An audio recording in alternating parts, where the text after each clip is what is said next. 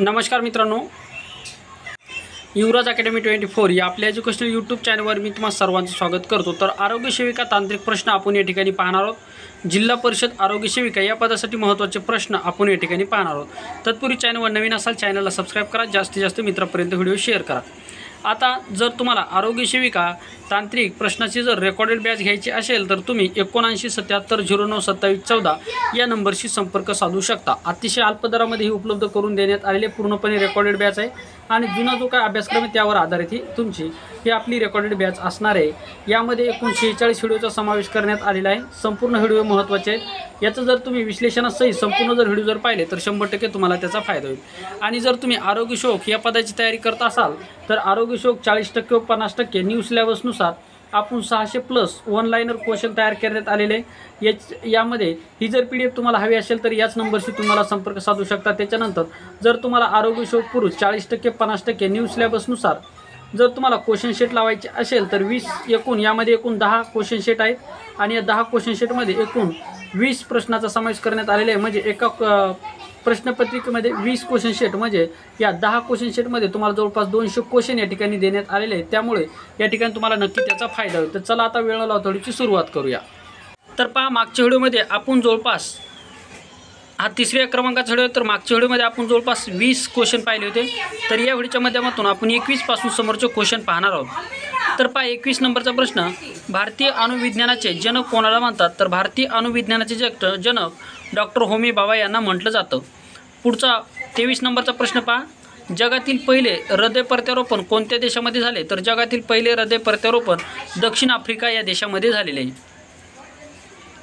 23 नंबरचा प्रश्न, रक्त घेतलेल्या पिशवीत रक्त गोठू नये म्हणून त्यात कोणता घटक मिसळला जातो? तर पहा, रक्त घेतलेल्या पिशवीमध्ये त्यामध्ये रक्त गोठू नये म्हणून कोणता घटक मिसळला जातो? तर सोडियम ऑक्झलेट हा घटक त्यामध्ये मिसळला जातो। म्हणजे ज्यावेळेस एखाद्या व्यक्तीचं रक्त घेतलं जातं तर त्यावेळेस तो रक्त त्या पिशवीमध्ये गोठू नये म्हणून त्यामध्ये सोडियम ऑक्झलेट हे टाकलं जातं। आता आरोग्य सेवक व आरोग्य सेविका झाल्याच्या नंतर तुम्हाला रक्ताचे नमुने घ्यावे लागतात, त्यावेळेस तुम्हाला ही गोष्ट माहीत असली पाहिजे। त्यामुळे हा प्रश्न तुम्हाला विचारला जाऊ शकतो। तर पहा, रक्त घेतल्याच्या नंतर रक्त गोठू नये म्हणून त्यामध्ये सोडियम ऑक्झलेट टाकलं जातं। रक्तदान केल्यानंतर परत त्याच व्यक्तीला रक्तदान करण्याच्या पद्धतीला काय म्हणतात? आता एखाद्या व्यक्तीचं रक्त घेतल्याच्या नंतर परत जर त्याच व्यक्तीला रक्त जर द्यायची जर गरज जर पडली तर अशा व्यक्तीला ब्लड डोपिंग असं म्हटलं जातं। संपूर्ण विश्लेषण आपल्या बॅचमध्ये रेकॉर्डेड बॅचमध्ये करण्यात आलेलं आहे। त्याच्यानंतर 25 नंबरचा प्रश्न पहा, स्पिग्नोमॅनोमीटर हे कशाचे एकक आहे? तर स्पिग्नोमॅनोमीटर हे रक्तदाब मोजण्याचे एकक आहे। तर रक्तदाबावर गुणकारी वनस्पती कुठली? मला कमेंट बॉक्समध्ये नक्की सांगा। पुढचा प्रश्न पहा,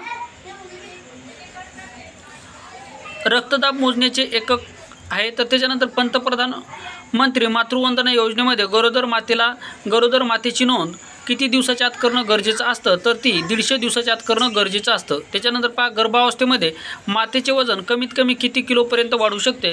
तर गर्भावस्थेमध्ये मातेचं जे काही वजन आहे ते जवळपास 9 ते 11 एवढं या ठिकाणी वाढत असतं। म्हणजे एखाद्या मातेचं वजन 9 किलोमीटर तर एखाद्या मातेचं वजन 11, म्हणजे या रेंजमध्ये तुमचं वजन या ठिकाणी वाढत असतं गरोदर मातेचं।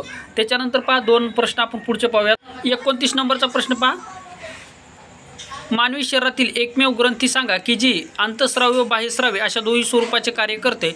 तर मानवी शरीरातील एकमेव अशी ग्रंथी आहे की जी अंतस्रावी आणि बाह्यस्रावी स्वरूपाचे कार्य करते। तर स्वादुपिंड ही ग्रंथी अंतस्रावी व बाह्यस्रावी दोन्ही स्वरूपाचे कार्य करते।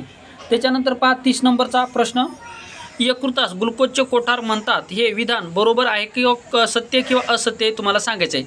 तर यकृतास ग्लुकोजचे कोठार असं म्हटलं जातं, तर हे विधान सत्य आहे। म्हणजेच या ठिकाणी यकृतास ग्लुकोजचे कोठार हे म्हटलं जातं।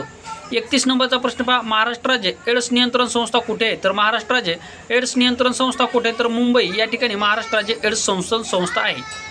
त्याच्यानंतर 31 नंबरचा प्रश्न पहा, अपघाती रुग्णासाठी आरोग्य विभागाने सुरू केलेले अभियानाचे नाव सांगा? तर अपघाती रुग्णासाठी आरोग्य विभागाने जे काही अभियान सुरू केलं त्याचं नाव ट्रॉमा केअर सेंटर आहे। त्याच्यानंतर 33 नंबरचा प्रश्न, WHO मुख्यालय कोणत्या शहरामध्ये? WHO म्हणजे काय मित्रांनो? वर्ल्ड हेल्थ ऑर्गनायझेशन म्हणजे जागतिक आरोग्य संघटना। तर याचं मुख्यालय जिनिव्हा या शहरामध्ये आणि जिनिव्हा स्वित्झर्लंड देशामध्ये जागतिक आरोग्य संघटनेची स्थापना 7 एप्रिल 1948 मध्ये झाली. पहा 7 एप्रिल 1948 मध्ये जागतिक आरोग्य संघटनेची स्थापना झाली. त्यामुळे 7 एप्रिल हा दिवस जागतिक आरोग्य दिन म्हणून साजरा केला जातो. तर अशा स्वरूपामध्ये महत्त्वाचे प्रश्न आपण या ठिकाणी पाहिले. तर मित्रांनो, आशा करतो हा व्हिडिओ तुम्हाला आवडला असेल. व्हिडिओ आवडल्यास व्हिडिओ लाईक करा, चॅनलवर नवीन असाल चॅनलला सबस्क्राईब करा. या ठिकाणी आपण थांबूयात. थँक्यू, धन्यवाद.